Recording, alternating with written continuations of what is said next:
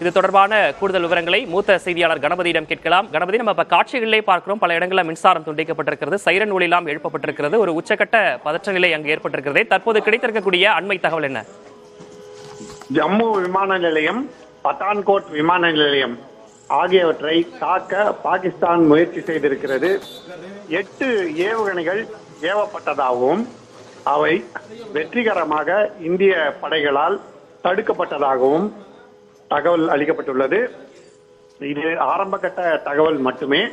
ஏவுகணைகளை தவிர ட்ரோன் விமானங்கள் மூலமாகவும் தாக்குதல் நடத்த பாகிஸ்தான் முயற்சி செய்திருக்கிறது.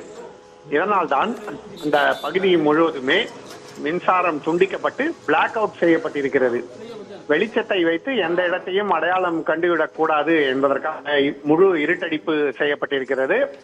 ஜம்மு விமான நிலையம், பத்தான்கோட் விமான நிலையம், அதாவது பத்தான்கோட்டிலே உள்ள விமானப்படை தளம் ஆகியவற்றை தாக்க முயற்சி நடந்ததாக அதிகாரிகளுக்கு தகவல் கிடைத்துள்ளது.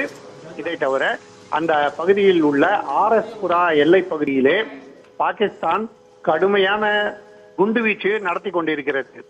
ஏற்கனவே பூஞ்ச் பகுதியிலே கடும் குண்டுவீச்சு நடத்தியதால் அங்கு பொதுமக்கள் உயிரிழந்த விவரத்தை இன்று இந்திய அரசே வெளியிட்டிருக்கிறது. அதைத் தொடர்ந்து தற்போது ஆர்எஸ்புரா பகுதியிலே கடும் பீரங்கி குண்டு தாக்குதல் நடைபெற்றிருக்கிறது.